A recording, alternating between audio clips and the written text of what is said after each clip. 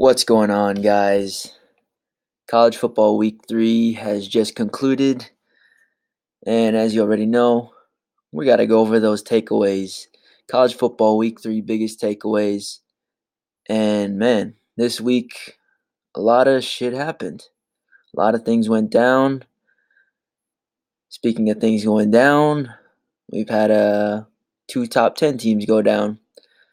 First being Wisconsin, then we had Auburn. But let's get right into the takeaways, and we will get into those things as we go. Now, first things first, LSU, Louisiana. Are they back? Is this the LSU we've been waiting for? Is LSU a legit contender? No. I'm sorry. Hate to burst your bubble. LSU is just, they are not at that point yet. Offensively, they're still trying to figure things out. Joe Burrow is definitely better than anything they've had throughout the past few years. That's obvious. Defense is stout and doing everything they can to keep their team in the game. Really, the defense is what's holding them up and keeping them around. But the thing is, with LSU, especially coming into this year, they have one of the toughest schedules in the freaking nation. They still have to play Georgia. They still have to play Bama. They still have Mississippi State, and they still got Texas A&M.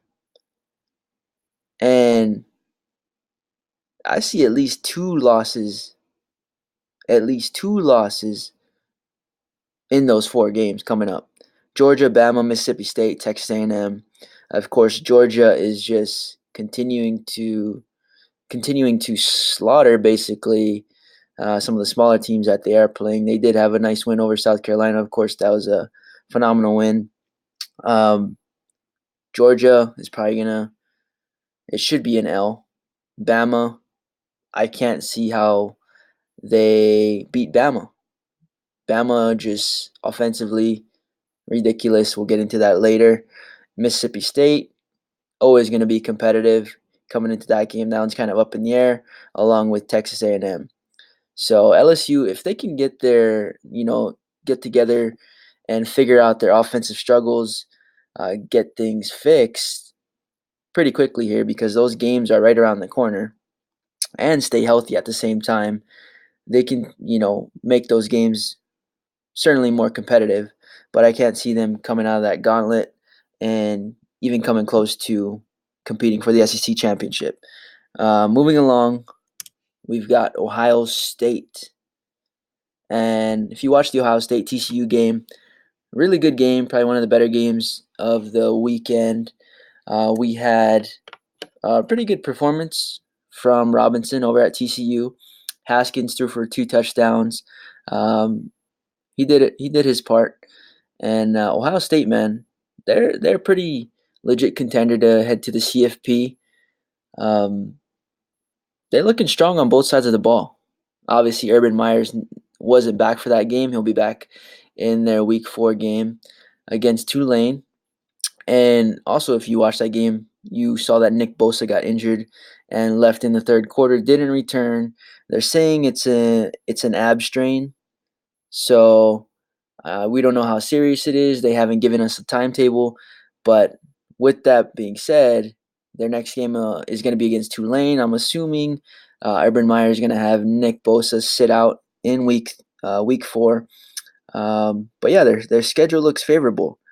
Closing out the season, the strongest games, or the most competitive games they have left is with Michigan State. Obviously, Michigan State hasn't looked nearly as good as we thought they'd be coming into this year. They've got Penn State, Trace McSorley. I think that's basically the only person they're going to have to shut down, Trace McSorley.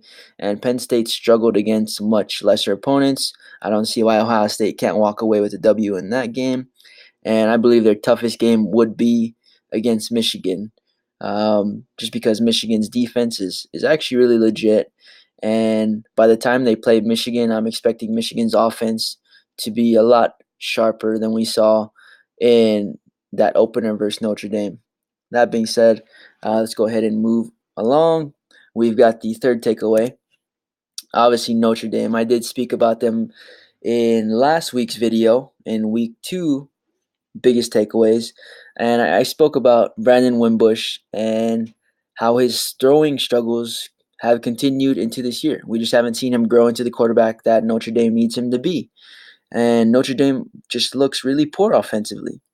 And at this point, Brandon Wimbush is basically a one-dimensional quarterback. He's a run-first quarterback. He only passes when it's required of him to move the chains. And he at this point he has more carries than his running backs. He's got more carries than his running backs, guys. So Notre Dame at this point they're just kind of a one-dimensional offense to where they're gonna try and get that run game established so that Brandon Wimbush doesn't have to do that much with his arm, and they're trying to utilize his skill set as best as they can. But I just don't think it's anytime. Basically, my general point is anytime that you're a one-dimensional offense, it's going to make it hard for you to succeed, especially when you're playing against the more competitive teams in the country. They do have a few tough games coming up against Stanford, against Virginia Tech, and against Northwestern. I think it's a bad matchup for them against Virginia Tech because Virginia Tech is typically pretty athletic on the defensive side of the ball. So I think they'll have a good chance of containing Brandon Wimbush when he does try to escape the pocket. And then Northwestern as well, pretty good defensive team. If they can come up with the right game plan, I think they also might have a chance at upsetting Notre Dame. Pretty much covered it all with Notre Dame. I just think they're one-dimensional. Don't think they're a college football playoff team this year for that simple fact. When they do find the right quarterback, I think they can have a chance at heading to the CFB. That being said, we got Florida State. And at this point, it's time to panic. And what I mean by that is this year is certainly not going to be the year that many people expected them to have, not even close to what they expected Florida State to have. They just look, I don't even know. They just don't look like Florida State. You take a look at their schedule. They honestly may come out of this year with 4 wins based on how they're playing right now. Based on how they look right now, they may be a freaking 4-win team. They may come out of this season with 4 wins. I know you may not believe me, but go ahead and look at that schedule. Tell me who they're going to be favored over. Yeah, possibly Northern Illinois, but after that game versus Samford, barely coming away versus Samford and then getting their, their asses beat by Syracuse, I don't know what to tell you. They may come out of the season a 4-win team. And guys, this would be their first losing season since 1976. Since 1976. And that's if the website that I pulled it up from is correct, but don't quote me on it. It said 1976. Their first losing season since 76. FSU, they've got a lot of work to do. I'm hoping that they can, fix some things to at least come out 6-6. At least have a 6-6 season. I certainly thought their head coach would do more with this team, and it's sad to kind of see that it's headed in the direction that it's going in. But I hope they give him a chance and give him more than just this 1 year. But that's about all I got to say on FSU. Let's hope they can turn it around, and let's continue on. Number 5, we've got Trevor Lawrence over at Clemson, getting the majority of the snaps. If you watched my last video in week 2, biggest takeaways, I told you, Trevor Lawrence is going to become the guy at Clemson. He's going to become the guy at Clemson. He's beginning to get the majority of the snaps. You can see his game time is continuing to increase almost every single game. That's been the trend. And obviously, he's the future of the Clemson offense. As I mentioned, the snaps have continued to rise every game.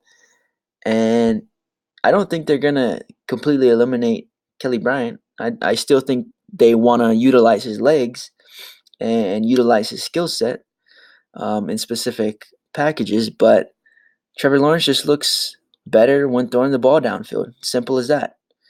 Simple as that. Yeah, that's about all I got to say about Trevor Lawrence. He's going to be the future of Clemson. He's just got a better arm. Just kind of basically the same situation in Alabama with Tua and Jalen. And yeah, number 6 saddens me. Wisconsin. Shake my freaking head. As you already know, if you've been watching the channel, I am a Wisconsin fan. Have been since 2004. Horny Brook, quarterback at Wisconsin, looks the same. He doesn't look like he's grown from last year. He's making the same mistakes as he made last year and the year before. And Wisconsin, man, I hate it because I know how to stop them. It's very simple. We're one-dimensional. We've got a great run game. If you can put a stop to our run game, force our quarterback to throw, it's more likely you're going to have a better chance at beating us. Overall, we just got dominated at the line of scrimmage. Don't know what happened with the O-line. Just didn't look very motivated out there. BYU came in and stole the win. Given Gaglianone should have hit the tying field goal, but it is what it is. We didn't deserve to win that game. Defense got beat at the line of scrimmage as well. BYU's run game just took over, and we didn't have an answer for it. I'm going to make a whole separate video on Wisconsin because at this point, it's just a pain to watch. It's just a pain to watch the direction that program is not taking. Not that it is taking, that it's not taking. Yeah, some of you may say 10 wins, 10 wins, 10 wins. Yeah, great. It's not about, you can have all those wins, but you want championships. That's what you build programs for. Moving along, number 7, USC. I'm expecting USC to have their first losing season since 2000. Since 2000. And along with Florida State, they may have a 4-win season. And I'm not saying this to just freaking, I'm not just spitting these things out of my ass, guys. Like, look at their schedule and look at their performance on the field so far up to this point. Tell me something different. Go ahead and look at their schedule. What do you see? Which games do you think they're favored in?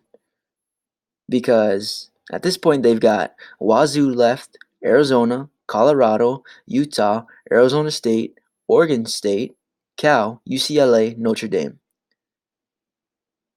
Best matchups for them at this point are probably going to be Oregon State and UCLA, and possibly Cal. And the rest, Wazoo, they're probably not going to be favored. Arizona, not going to be favored. Colorado, not favored. Utah, not favored. Arizona State, not favored. And Notre Dame, definitely not favored. I do think they have a bright future. Don't get me wrong. They've got a lot of young talent on both sides of the ball. And I'm hoping they can put it together because I do like USC. They've been one of those teams that I've liked. But they just haven't been able to put it together. I don't know what, where, what, why, how, what the hell is holding them back, but that's been the case. But this year, like I said, I think it's going to be their first losing season since 2000. And guys, number 8, last but not least, Bama. Had to bring them into the conversation. Alabama continues dominance. Freaking dominant. Tua. Freaking animal. So efficient, so smart. Crazy talent at the skilled positions.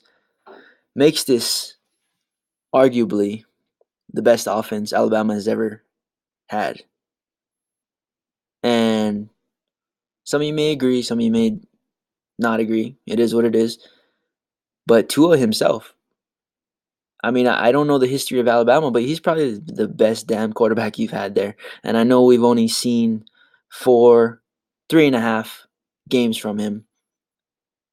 But based on what we've seen, he's a real deal. He's going to make all the right plays. Of course, he's going to have mistakes here and there. But his arm talent is just ridiculous to watch. By no means I'm not an Alabama fan. I like watching Alabama now because they have Tua. I like watching Tua play because of how ridiculous his arm is, but he can't play more than 2 freaking quarters or else he's going to start beating teams 80 to 100 something. If he played all 4 quarters, I wouldn't be surprised to see Alabama scoring 80 to 100 points a game. 80 to 100 points a game. He's playing about 2 quarters a game. And I think the halftime score versus Ole Miss was about 49-7. And he barely played the first half. I think he played the first quarter. Saban started pulling him, bringing Jalen in already. Now, the O-line has looked suspect at times, but I expect by the time they get to the college football playoff, SEC championship, those types of bigger games, they're going to be sharpened. They would have sharpened up and cleaned up some of those mistakes that they've made earlier in the games. Defense already sharpening up, looked much better against Ole Miss when most people thought Ole Miss would probably have the best game out of all of their opponents against that defense because of what Jordan Ta'amu brought to the table and that wide receiving core of Ole Miss. It is pretty ridiculous, but they got shut down, held to 7 points. Just ridiculous. Bama, a lot of people, you're thinking, oh, well, Bama hasn't even played anyone yet. I get it. I get where you're coming from. Defensively, they haven't been tested. I understand that. Offensively, they haven't played against anybody. Sure. But this talent alone, the quarterback position, and the skilled players, I don't think anybody can stop this defense. The offense. Nobody can stop Tua. All they're going to be able to do is try and slow him down. I don't think he's going to be – I don't think you can stop him. Just don't think you can stop him. Simple as that. Now, if you don't agree with me, if you've got an argument as to how or why someone will be able to stop him, let me know because I would love to freaking hear it. Coaches around the country would love to freaking hear it. Because as they're watching these games progress, as they've watched them in week 1, week 2, week 3, they're probably thinking the same thing as me. I'm not sure how we're going to stop this guy, but we've got to find ways to slow him down. With that being said, I went ahead and created leading Heisman candidates for week 3. And at the top, of course, Tua Tagovailoa. He's just too efficient, man. He rarely throws over 20-something passes a game. And he's got typically 3 touchdown passes a game. So his efficiency is just ridiculous. He didn't really have to put in much work versus Ole Miss. Coach pulled him after 2 touchdowns. I've got Trace McSorley at number 2. He's just carrying Penn State right now at this point. We got Will Grier still staying up there even though the game was canceled. I still think he's one of the better quarterbacks in the nation at this point in time. Brett Ripien over at Boise State. Even though they lost to Oklahoma State, he had a phenomenal game, 300 yards, 3 touchdowns. Then we've got Kyler Murray just making plays at Oklahoma with his feet and his arm. And then we've got on the rise, Drew Lock is trailing right behind them. Cole McDonald still over at Hawaii, even though they lost that game. And then we've got Cole McDonald's wide receiver, John Ursua, who has about 500 receiving yards at this point with a total of 8 touchdowns. I think we've just about covered it all, guys. Yeah, we've pretty much done it all. If you like my content, you enjoy my content, go ahead and hit the thumbs up. Don't forget to subscribe. And like I mentioned, guys, if you've ever got an opinion, you've ever got something to say, drop it in the comments, whether it's good or bad. If you don't like my content, awesome. Like I said, you should drop me a comment. Let me know how I can improve the channel. And if you're listening on my podcast, check out the link in my description for my YouTube. If you want to listen to just the audio, go ahead and check out the links in the description as well. I'm over on Spotify, Stitcher, Google Podcasts, and a few others. With that, I appreciate your time. This is just another critic signing off. Catch you in the next one. Peace.